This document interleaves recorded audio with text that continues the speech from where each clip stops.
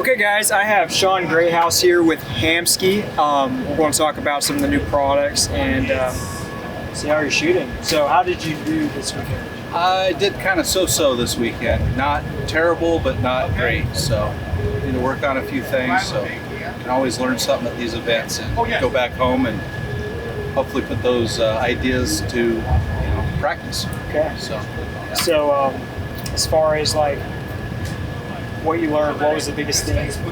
Well, for me, I've been toying back and forth between a hinge and a thumb button, and I aim a lot steadier with the thumb button, but I'm having execution issues with that. Okay. So I need to go back and work on that a little bit more. Sure.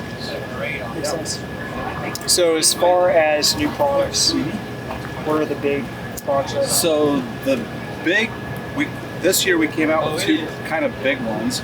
We actually improved our Insight Peep System with a DC Insight, and that stands for dual cartridge. Okay.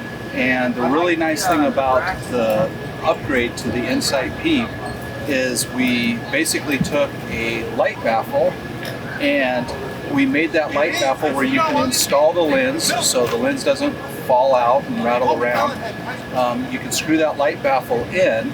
On the one side of the Peep, it's got the baffles so that you don't get glare, but on the back side, it's got interchangeable toolless apertures that you can screw in. So London's a great, it's coming up next month. So I need to put that Peep in. Yep. So then you can leave your lens in, and you can change and really fine tune with your apertures, and not have to change your lens and worry about dropping it or getting it back in the same spot or whatever. So that's the real big upgrade to that product.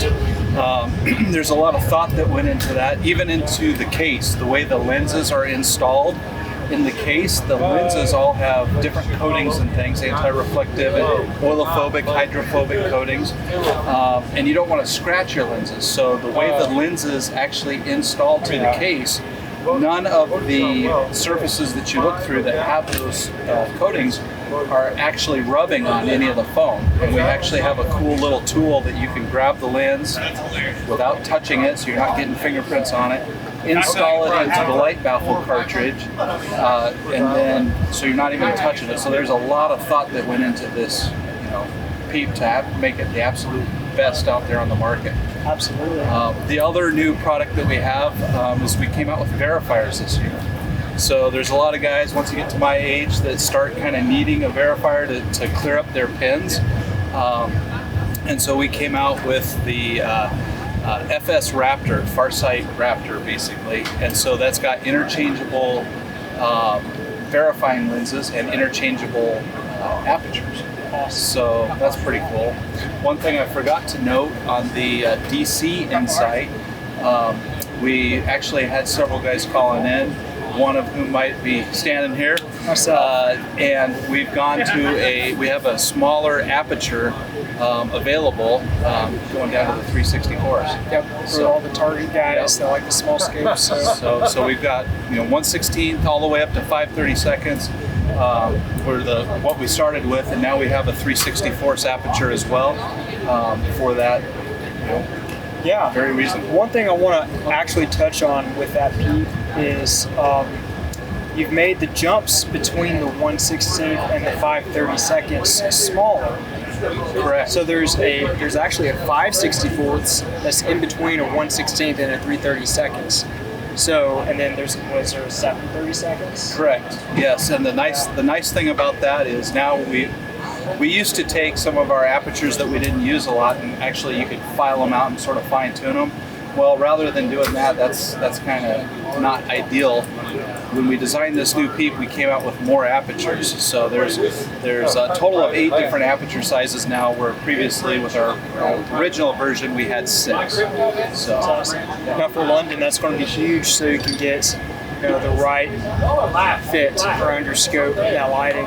So between the bags and where the tournament actually is. So yeah, that's huge. So perfect. Thanks. Appreciate it. No problem. You guys also did a upgrade with the Epsilon V2. Correct. Can you tell us about that? We did actually.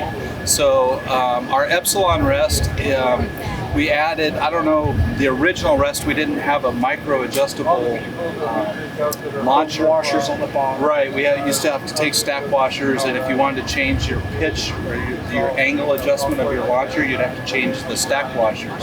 Well, now we actually have a micro-tunable option, which allows you to adjust the blade, micro-tune it exactly where you want it. Target guys like a little bit shallower launch angle. Hunting guys, depending on the launcher that they use, they need a little steeper angle so gravity feeds that arrow down to the center. But so we have a micro-tunable launcher, and then we also added a cord clamp lever arm standard on that model as well. And one of the other kind of cool features is we upgraded the windage lockdown adjustment to the opposite side, where it's a little bit easier for guys to get to. That does make sense. So those 3 little upgrades, and that's it's called our V2, V2 version 2 Epsilon, basically. So, yeah, and that was it. I'll be running that Peep at the next event. Probably going to run I want to try to run the 5/64ths, the smallest that I can, but 3/32, 1/16, 5/64ths in that lighting. Just have to play with it, but it's the only Peep that has like 5/64ths available. So, and we also have a B plus clarifier. That's correct. So that's if you're going to run a 7 power lens, that's my recommendation for a clarifier. That, or the C is good for me. The pen kind of disappears with that one, but I'm currently running the B plus with like a 16th beat and a 7 power. So I appreciate your time. Thanks, Ace. Take care.